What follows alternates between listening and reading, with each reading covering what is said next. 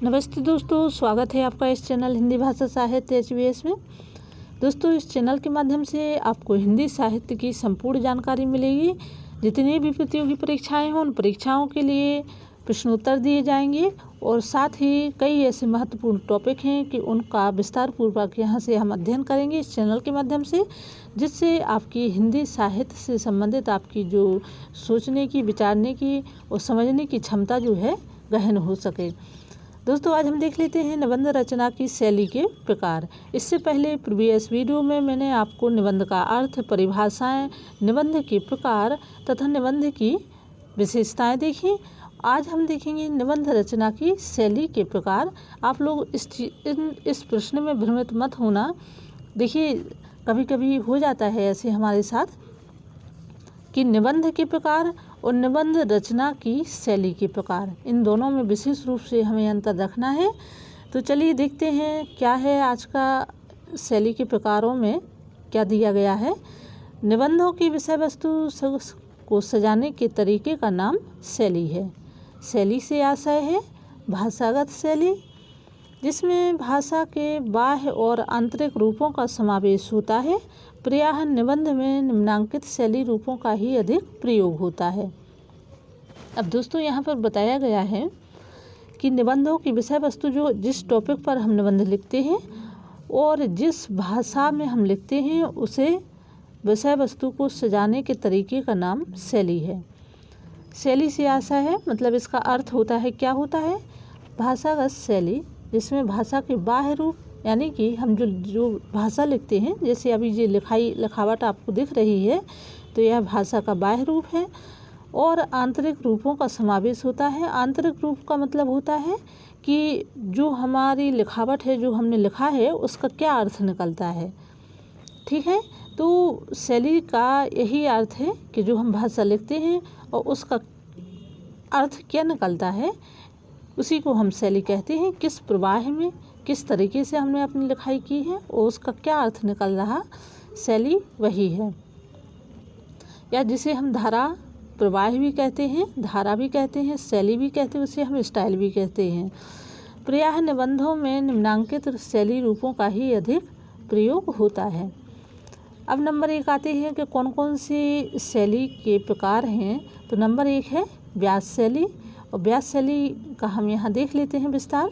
इसमें भाव व विचार का विस्तार अत्यंत सरल और रोचक ढंग से किया जाता है। सरलता, स्पष्टता और स्वाभाविकता इस शैली की विशेषताएं हैं। कथात्मक यानी कि विवरणात्मक और वर्णनात्मक निबंध इसी शैली में लिखे जाते हैं। इसे प्रसाद शैली भी कहते हैं। अब देखिए, यहाँ पर जो व्यास शैली है उसका दूसरा नाम क्या है, प्रसाद शैली, है ना। ये आप लोग याद रखना। दोस्तों, एक शब्द है प्रसाद और एक और शब्द है प्रासाद। यहाँ पे इससे लिखते नहीं, अच्छे से बनता है प्रासाद। इसका आपको अर्थ बताना है, प्रसाद का क्या अर्थ होता और प्रासाद का क्या अर्थ होता है। तो देखिए, व्यास शैली का दूसरा नाम क्या है, प्रसाद शैली। और एक प्रसाद शब्द है, एक प्रासाद शब्द है। इन दोनों का आप लोगों को अर्थ बताना है। यदि आपसे ना बने तो मैं तो कमेंट बॉक्स में आपको विस्तार पूर्वक इस पर बता दूंगी कि इनका क्या अर्थ होता है। तो देखिए, व्यास शैली क्या है, इसमें विस्तार होता है, यानी हमें कोई एक टॉपिक मिलता है तो उसका हम पूरा विस्तार पूर्वक, यानी कि बड़ा करके उसका अध्ययन करते हैं, बड़े ही सरल और रोचक ढंग से, यानी कि बड़े ही इंटरेस्टिंग तरीके से। इसमें सरलता, यानी कि जब हम पढ़ते हैं जो चीज़ तो हमें तुरंत समझ में आ जाती। स्पष्टता, यानी कि उसमें कोई घुमावदार भाषा का प्रयोग नहीं होता है। स्वाभाविकता का मतलब है जो उसकी नेचुरलिटी है, मतलब जो चीज़ है वही आपको इसमें व्यास शैली में दिखाई देगी। ठीक है, अब हम देखते हैं समाज शैली। तो समाज शैली क्या है, देखिए ये भी महत्वपूर्ण है। और एक चीज़ और आपको याद रखना है कि जो व्यास है और इसका विपरीत शब्द क्या है, समास। व्यास का मतलब होता है विस्तार और समास का मतलब होता है संक्षिप्त। तो व्यास का विपरीत शब्द है समास और आपको याद विशेष रूप से आप याद रख लेना। तो जैसे कभी कभी होता है कि विलोम शब्द पूछ लिए जाते हैं परीक्षा में, तो उसका हमें अर्थ भी आना चाहिए। तो व्यास का मतलब होता है विस्तार और यानी कि फैलाव, और समास का अर्थ होता है संक्षिप्त। तो अब हम समास शैली का अर्थ देखते हैं। समास का अर्थ है संक्षिप्त, कम से कम शब्दों में अधिक से अधिक कहना इस शैली की विशेषता है। इस शैली का उपयोग विचारात्मक निबंधों में अधिक होता है।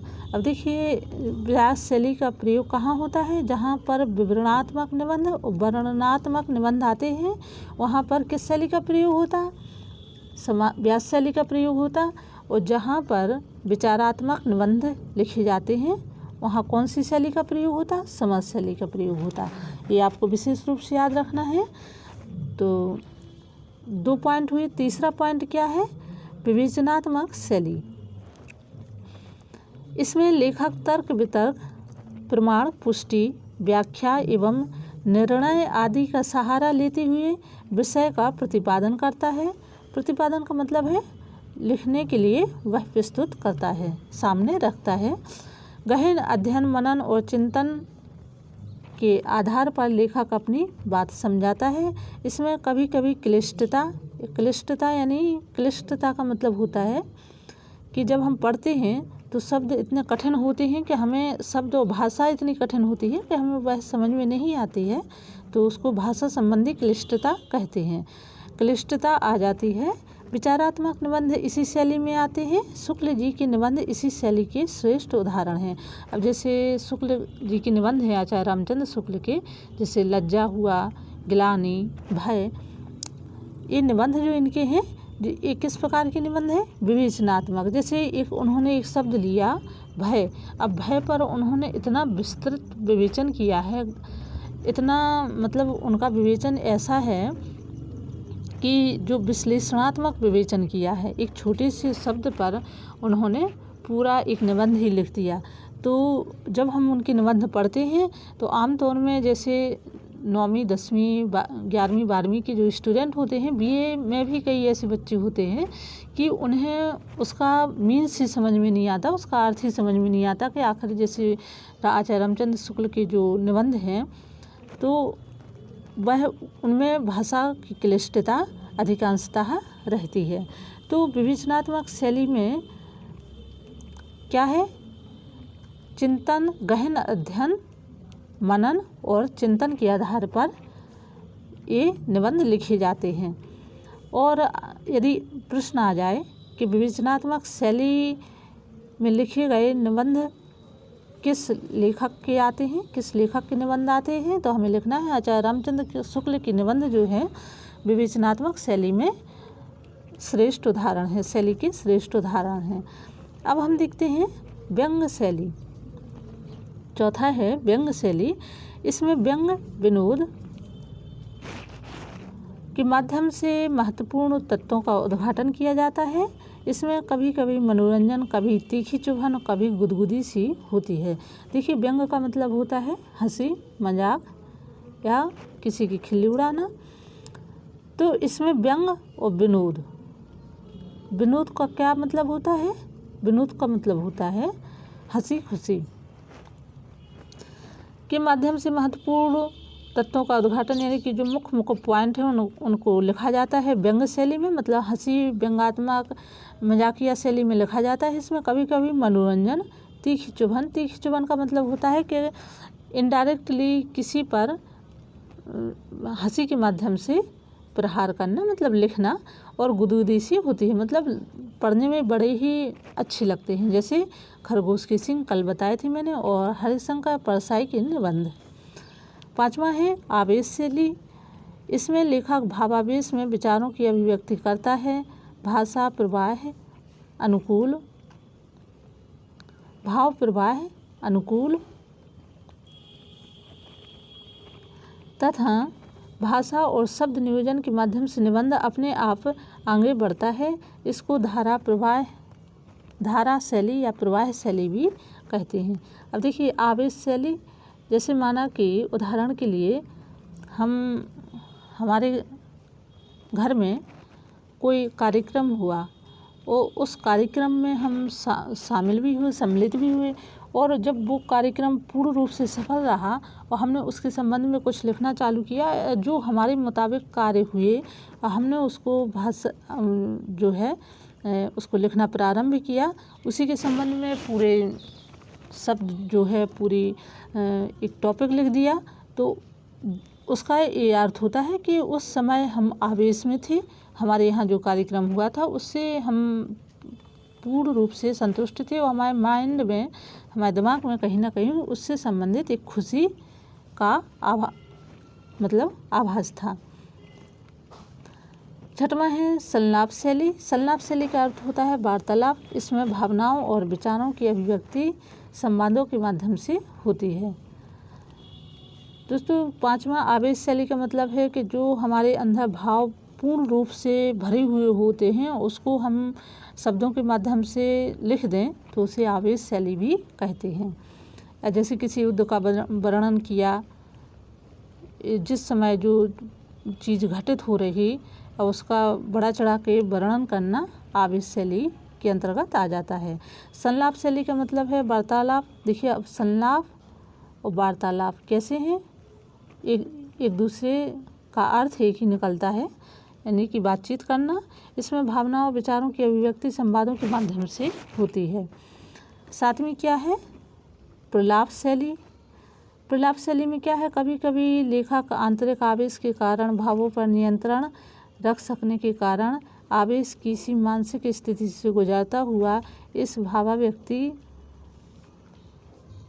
उनकी अस्त व्यस्त हो जाती है। प्रलाप शैली का मतलब होता है प्रलाप करना। इसे हम रोदन भी बोलते हैं। या जैसे किसी को कोई समस्या है और उसको यहाँ वहाँ इधर उधर सुनाना, तो उसको क्या बोलते हैं, प्रलाप करना, अपना राग गाना। तो प्रलाप शैली उसी के अंतर्गत आ जाती है। कभी कभी विषय के प्रतिपादन की दृष्टि से व्याख्या की दो शैलियों का उपयोग होता है। और ये दो शैलियाँ कौन कौन सी हैं, निगमन शैली। निगमन शैली में क्या दिया होता है, इसमें पहले विचारों को सूत्र रूप में रखकर फिर उसकी विस्तृत व्याख्या करके समझाया जाता है, जिससे उदाहरणों का भी उपयोग होता है। दोस्तों, ये निगमन शैली है जो एनटीए नेट के पेपर में, ये फर्स्ट पेपर में निगमन और आगमन, हमें दोनों शैलियों के संबंध में पूरा विस्तार पूर्वक जानना जरूरी रहता है। इसके एक दो प्रश्न तो पेपर में आ ही जाते हैं, इसकी पूरी संभावना रहती है। तो निगमन शैली किसे कहते हैं, इसमें पहले विचारों को सूत्र रूप में रखकर फिर उसकी विस्तृत व्याख्या करके समझाया जाता है, जिसमें उदाहरणों का उपयोग होता है। यानी कि सबसे पहले क्या होता है, उसमें सूत्र रखे जाते और फिर उसको एक्सप्लेन करके या व्याख्या करके समझाते हैं। अब आता है आगमन शैली। इसमें क्या होता है, आगमन शैली में सबसे पहले इसमें विचारों को सबसे पहले विस्तार पूर्वक व्याख्या करके फिर उसमें सारांश या सूत्र का सिद्धांत दिया जाता है। तो आगमन में क्या होता है, सबसे पहले विचारों को विस्तार पूर्वक रखा जाता है और फिर उसका सारांश या सूत्र सिद्धांत के रूप में प्रस्तुत किया जाता है। अब हम थोड़ा सा देख लेते हैं निबंध का विकास। तो क्या है निबंध के विकास, देखिए इससे संबंधित भी प्रश्न पूछ लिए जाते हैं। हिंदी साहित्य का विकास आधुनिक काल की देन है। इसके विकास क्रम को निम्नवत 4 युगों में विभाजित किया गया है। अब कौन कौन से 4 युग हैं, नंबर 1 भारतेंदु युग, नंबर 2 द्विवेदी युग, नंबर 3 शुक्ल युग एवं नंबर 4 है शुक्लोत्तर युग, जिसे हम वर्तमान युग भी कहते हैं।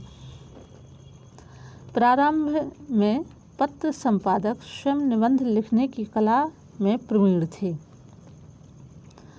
भारतेंदु हरिश्चंद्र, बालकृष्ण भट्ट, प्रताप नारायण मिश्र ज्वलंत उदाहरण है। देखिए निबंध की शुरुआत कहाँ से हुई, भारतेंदु हरिश्चंद्र युग से। और इसके प्रमुख लेखक कौन रहे, भारतेंदु, बालकृष्ण भट्ट और प्रताप नारायण मिश्र। ये तीनों जो हैं भारतेंदु मंडल के कवि हैं। इनके सबसे अच्छे उदाहरण रहे उपन्यास सम्राट प्रेमचंद ने निबंध लेखन का कार्य बड़े ही कौशल ढंग से किया। भारतेंदु युग में अनेक गद्य रूपों का विकास हुआ। अब देखिए उपन्यास के क्षेत्र में प्रेमचंद जो हैं उपन्यास सम्राट के नाम से जाने जाते हैं। हम भारतेंदु युग का देख लेते हैं। भारतेंदु युग का हिंदी गद्य का शैशव काल है। यानी कि कहने का क्या अर्थ है कि भारतेंदु युग जो है हिंदी गद्य का शैशव मतलब बचपन का काल है, यानी कि शुरुआती काल भी हम इसे कह सकते हैं, शुरुआती काल है।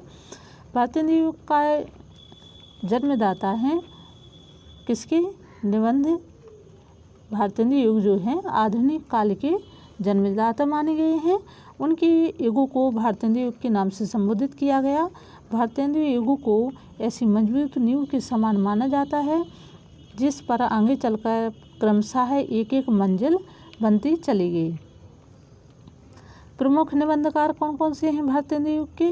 भारतेंदु हरिश्चंद्र, इसके अलावा प्रताप नारायण मिश्र, बालकृष्ण भट्ट, बालमुकुंद गुप्त एवं बद्री नारायण चौधरी आदि प्रमुख निबंधकार हुई। भारतेंदु युग हिंदी साहित्य का प्रवेश द्वार है, ये भी हमें याद रखना है। इस युग को हम संधि युग भी कह सकते हैं। अब आता है द्विवेदी युग। तो द्विवेदी युग सन 1900 से 1920 तक भारतेंदु युग के पश्चात आधुनिक काल का द्वितीय चरण है। कौन सा है द्वितीय चरण? द्विवेदी युग। और शैशव काल कौन सा है? पहला चरण भारतेंदु युग के नाम से जाना जाता है। सरस्वती पत्रिका के संपादक द्विवेदी जी ने हिंदी गद्य को उन्नत और व्यवस्थित किया है। हिंदी साहित्य सम्मेलन काशी नागरी विचारणी सभा का गद्य साहित्य के विकास में विशेष योगदान रहा। द्विवेदी जी के कुशल निर्देशन में ये कार्य जो है पूर्ण हुआ। अब हम देख लेते हैं द्विवेदी युग के प्रमुख निबंधकार कौन कौन से हैं। तो बाबू श्याम सुंदर दास, जिनके निबंध क्या हैं? साहित्य लोचन और गद्य कुसुमावली। तीसरे हैं अध्यापक पूर्ण सिंह, आचरण की सभ्यता, सच्ची वीरता, मजदूरी और प्रेम, इनके तीनों निबंध महत्वपूर्ण हैं। और चंद्रधर शर्मा गुलेरी, तो इनके निबंध कौन से हैं? मारेसी, मोही, कुठाव निबंध और न्याय घंटा, ये इनके महत्वपूर्ण निबंध है द्विवेदी युगीन। अब हम देख लेते हैं शुक्ल युग के। तो शुक्ल युग में कौन कौन से निबंधकार रहे?